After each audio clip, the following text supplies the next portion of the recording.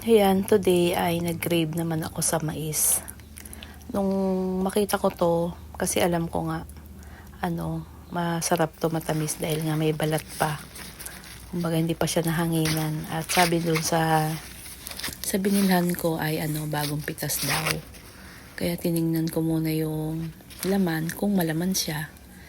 At kung pwede pa siyang gulayin. Kasi yung ibang mga mais, di ba, pag wala naman laman. Ito talagang siksik siya sa laman. Tapos, yun nga, ang nakakatuwa. Yung kulay niya, oh. Ayan. Yung kulay niya, may purple na kulay. May halo. Ayan, alisin din yung buhok-buhok niya. Ayan. Ayan yung mga naiiwan dun sa laman niya. Tsaka siksik talaga yung laman niya, oh.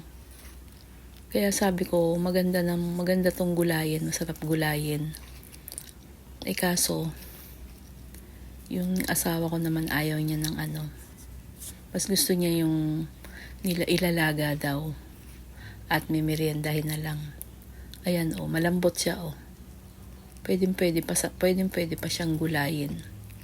At pwede pa naman tong lagain dahil nga hindi naman siya yung malambot na malambot. At talagang tama lang yung kanyang laman. Ayan, ang cute nga naman ng kulay kasi pagka ginulay natin to, masisira na yung laman niya ito habang kinakain natin. Kapag nilaga siya, nakikita natin yung kulay niya. O, diba? Ayan, tapusin na natin yung pagbabalat. At para iluto na natin itong ating mais na napakaganda ng kulay.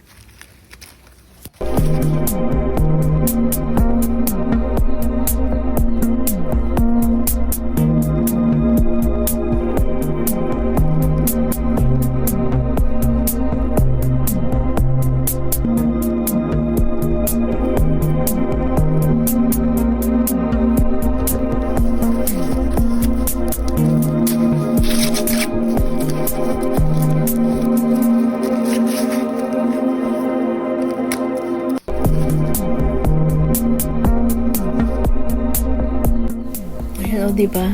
Ang nakakatawa dahil napakalaman, sulit na sulit. Bali, 70 pesos yung 1 kilo. Mga 5 piraso. Ay, 4 na piraso lang pala. Ayan.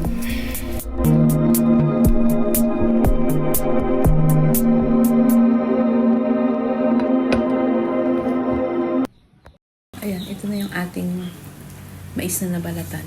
Ang ganda ng kulay niya, no? May mga pa-violet pa siya dyan.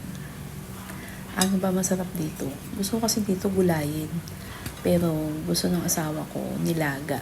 Nilaga ko na lang daw kasi ayaw niya nung ginugulay. Ako naman gusto ko yung sinasabaw. Tapos lalagyan mo ng bayabas.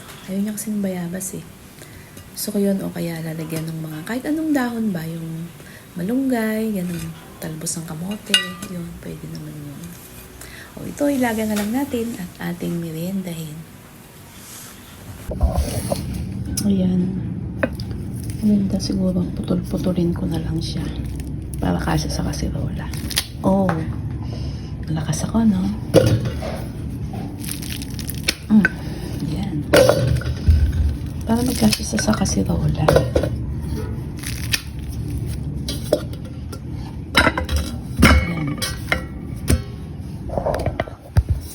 Talaga ng kulay niya. Maganda tong yung may yung tawag doon, magtanim. Maganda yung binhi niya. May kulay maganda yung kulay. Kaya nilagyan na natin ng tubig at saka nilagyan ko pala to ng konting asin para mas masarap yung lasa niya. Manamis-namis na maalat-alat. Ayan, tingnan natin kung malambot na. Ayan, parang malambot na siya, oh. Pwede na siguro to. Ayan. Siya, malambot na siya. Mga, mga 15 minutes. 15 minutes ko siyang nilaga. Ayan, kain na kayo ng nilaga mais. Ayan, alisin na natin doon sa kanyang tubig at atin ang palalamigin. At kakain na po tayo ng nilagang mais. Ayan, meron na tayong merienda.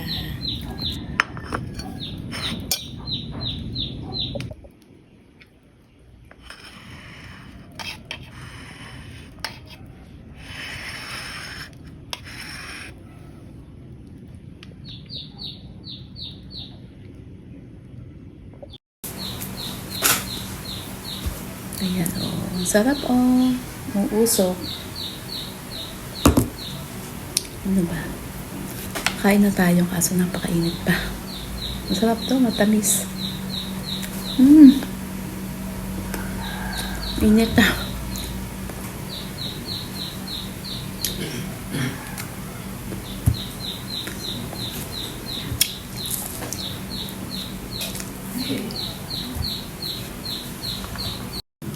Ayan, kain na tayo. Init.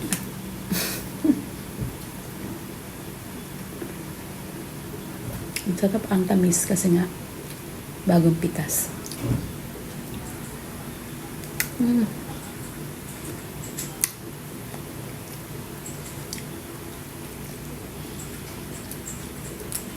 Kuha na kayo.